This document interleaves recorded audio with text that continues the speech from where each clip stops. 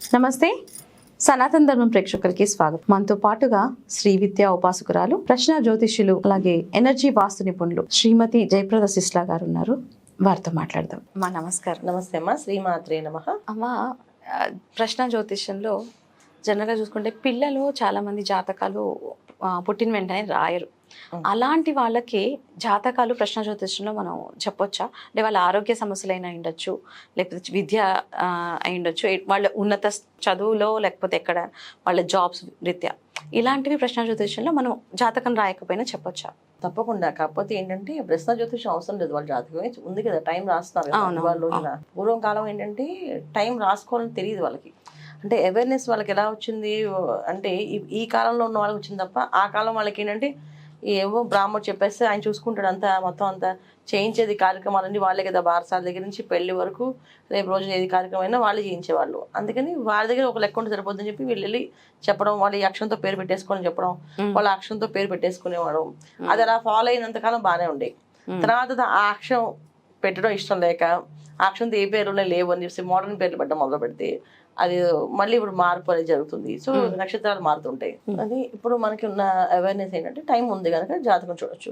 అయితే 12 ఏళ్ల వరకు జాతకం చూడకూడదు. ఎందుకంటే తల్లిదండ్రుల యొక్క పాపకర్మలు, పుణ్యం, ఫలాల వల్ల పిల్లలు పుడతారు. ఓకే. సో వీళ్ళకి బాలారిష్ట దోషాలు అంటాం. అంటే బాలారిష్ట దోషాలు ఉండడం వల్ల పిల్లలు చాలా మంది, కొంతమంది పురుడులో వెళ్ళిపోవడం జరుగుతుంది. కొంతమంది గర్భంలో ఉన్న లోపలే వాళ్ళు ఇబ్బంది పడి అబార్షన్ అయిందని బాధపడుతుంటారు. కొంతమంది 6 ఏళ్ళు 5 ఏళ్ళ లోపు వాళ్ళు నిండు 100 ఏళ్ళు నిండుతుంటుంటాయి వాళ్ళకి. ఇవన్నీ జరగడానికి కారణం ఏంటంటే ప్రారంధ కర్మ తల్లిదండ్రులకు ఉన్నది వాళ్ళు అనుభవించారు కనుక ఇలా జరుగుతుంది. అది ఆ పిల్లల వాళ్ళ జాతకం వల్ల కాదు, తల్లిదండ్రుల ఒక ప్రారంధ కర్మ వల్ల జరుగుతుంది అనమాట.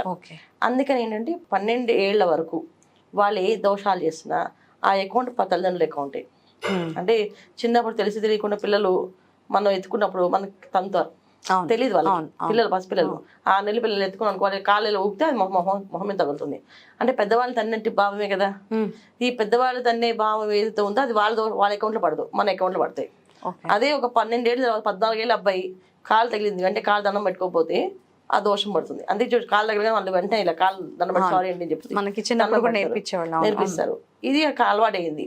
దీనివల్ల ఏంటంటే తగిలిన దోషం కనుక వెంటనే దండం పెట్టుకుంటాం. అప్పటి నుంచి వాళ్ళ అకౌంట్ పడుతుంది. అంటే 12 ఏళ్ల వరకు తల్లిదండ్రులు ఒక చేసిన ప్రారంభ కర్మలు ఏవైతే ఉన్నాయో దానివల్లే పిల్లలకి ఉంటుంది.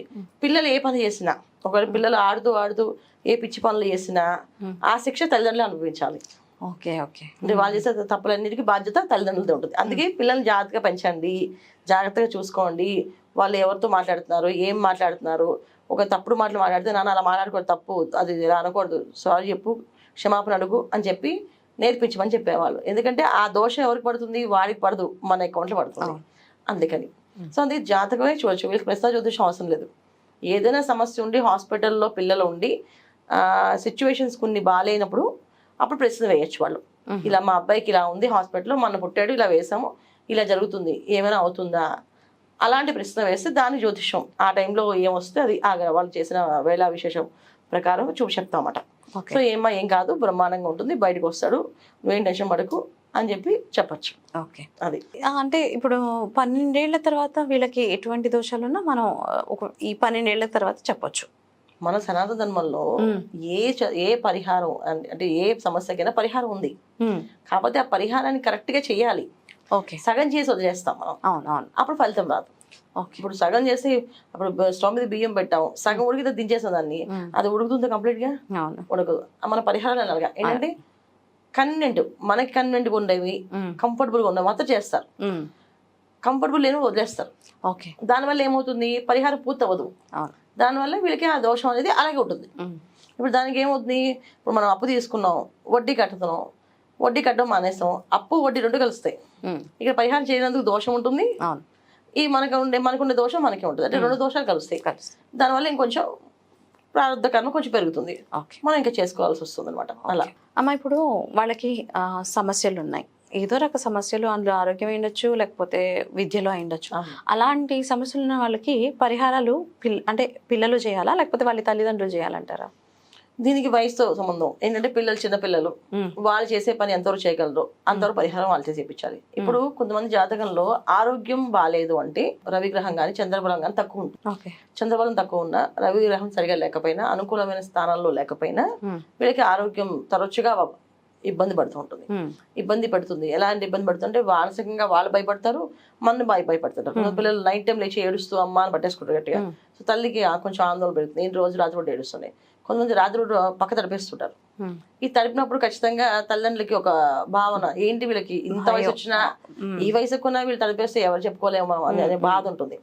ఇవన్నీ జాతకంలో పరిహారాలు వాళ్ళు చెప్పినప్పుడు తల్లిదండ్రులు చేయాలి, వాళ్ళు చేయాలి. అయితే ఏంటంటే జాతకంలో దశ నడుస్తుంది చూసి ఆ దశ ఆదురైతే జపాలు పూజలు చెప్తాము. లేదు దశ బాగుంది అనుకోండి, రోజు వీళ్ళకి శనివారం పూట నవగ్రహ ప్రదక్షిణ చేయించడం, పిల్లల్ని తీసుకుని వెళ్ళడం, ఆ గుళ్ళో రావి చెట్టు చుట్టూ ప్రదక్షిణాలు చేయించడము. ఇలా చేయడం వల్ల ఏంటంటే వాళ్ళు ఉన్న భయాందోళన దూరం అయి వాళ్ళు ఒక స్టేబిలిటీ మెంటాలిటీ అంటే ఏంటంటే ధైర్యం వస్తుంది. తెలియని ఒక భయం లోపల ఉంటుంది, ఇన్ఫీరియారిటీ అంటే దాన్ని. ఆ భయం నుంచి బయటపడతారు. వాళ్ళు బయటపడినప్పుడు వాళ్ళకి ఏదైనా తెలుస్తున్నప్పుడు ముందుగా తెలియడము, మైండ్ యాక్టివ్గా ఉండడము, ఇలాగా ఇబ్బంది ఉన్నప్పుడు అది చెప్పడము తల్లిదండ్రులకి, లేచి వాళ్ళు వెళ్ళి బాత్రూంలోకి వెళ్ళి చేసుకురావడం, ఇవన్నీ జరుగుతాయి. మార్పులు ఉంటాయి. మార్పులు అనేవి జరుగుతాయి. అంటే వీళ్ళ పరిహారం వీళ్ళు చేయాలి. ఆదివారం నవగ్రహ ప్రదక్షిణ చేయించి నవగ్రహ స్తోత్ర పారాయణ చేయించాలి పిల్లల చేత. చేపిస్తుంటే వాళ్ళు దినదిన అభివృద్ధి అవుతుంటుంది. అంటే వారం చేపిస్తుంటే వారం అభివృద్ధి ఉంటుంది. ఓకే. తర్వాత వాళ్ళ చేత ఎప్పుడు కూడా అబద్ధాలు ఆడించకూడదు. చాలా తెలియక అంకుల్ ఫోన్ చేస్తే నేను లేని చెప్పేసి కొద్ది నేను పనులు అని చెప్పేసి అని చెప్తాం. అలాంటి అబద్ధాలు వాళ్ళ చేత చేయించకూడదు. అంటే ఒకటి వాళ్ళ అబద్ధానికి వాళ్ళ దోషం, చెప్పించేందుకు మన దోషం, విన్నందుకు వాళ్ళకి దోషం. అంటే రెండు దోషాలు, వాళ్ళ అబద్ధం చెప్పినందుకు దోషం ఉంటుంది, వాళ్ళు విని చేసినందుకు దోషం ఉంటుంది, మనం చెప్పి చేయించినందుకు దోషం ఉంటుంది, మనం చెప్పినందుకు ఇలాంటివి కొన్ని తగ్గించేయాలి. అలాంటి వాళ్ళ పిల్లలతో చేయించకుండా మనకి ఏదైనా ఉంటే అది మనం చూసుకోవాలి, వాళ్ళతో అలా చెప్పించుకొని చేయాలన్నమాట. ఈ విధంగా చేస్తూ ఉంటే ఈ జాతకంలో ఉండే ప్రభావం చంద్రబలం ఏదైతే తక్కువ ఉందో దానికి ప్రభావం పెరిగే అవకాశం ఉంటుంది. చంద్రబలం పెరగాలంటే ఇంకేం చేయాలంటే పిల్లల చేత ఎప్పుడు కూడా మంచినీళ్ళు ఇప్పిస్తుండాలి. ఓకే. వాళ్ళకి నీళ్ళు, అందుకే ఇంట్లో ఎవరు రాగానే ఫస్ట్ వాటర్ తీసుకొచ్చిస్తారు నీళ్ళు తాగానే చెప్పేసి, అలా మంచినీళ్ళు ఇవ్వడం. రెండోది బయటికి మనం ఎక్కడికైనా వెళ్ళినప్పుడు బాగా ఎండలో వెళ్తున్నప్పుడు ఏదైనా మంచి కూల్ డ్రింక్ బాటిల్స్ కానీ లేకపోతే ఐస్ వాటర్ బాగా కూల్ ఉన్న వాటర్స్ కానీ బాటిల్స్ పెట్టుకొని కార్లో ఏమైనా అడుక్కునే వాళ్ళు వస్తుంటారు వాళ్ళకి దారిలో, వాళ్ళు అప్పుడు డబ్బులు కాకుండా వాళ్ళకి వాటర్ బాటిల్ ఇస్తే వాళ్ళు దాహం తీర్చుకుని ఏమో దాహం తీర్చారు అనుకుంటారు. మనం బిస్కెట్ ఇచ్చినా పండు ఇచ్చినా తింటారేమో కానీ దానికి అంత తృప్తి చెందరు. కానీ బాగా ఎండలో ఉన్న వాళ్ళకి చల్లని నీళ్ళు ఇస్తే ఖచ్చితంగా తృప్తి చెందుతారు, ఎంత మంచిగా ఇచ్చారని. ఆ పుణ్యం వల్ల వీళ్ళకి చంద్రబలం పెరుగుతుంది. అలా చేయించడం. తల్లికి ప్రతిరోజు నమస్కారం, కాళ్ళకి నమస్కారం చేసి బయటికి వెళ్ళాం. వెళ్ళేటప్పుడు తల్లి నమస్కారం చేసి అమ్మతో వాదించకుండా అమ్మని ఏమనకుండా ఉంటే చంద్రబలం పెరిగే అవకాశం ఉంటుంది. ఇలాంటి పరిహారాలు వీళ్ళు చేసుకుంటూ పిల్లలు నేర్పిస్తూ చేస్తే వాళ్ళ జాతకంలో ఉన్న దోషం కొంచెం తగ్గిపోతుంటుంది. ఓకే. సో దీనివల్ల వాళ్ళకి మంచి అభివృద్ధి వచ్చే అవకాశం ఉంటుంది అనమాట. ఓకే. థ్యాంక్ యూ అమ్మా. నమస్తే అమ్మా. శ్రీమాత్రే నమః.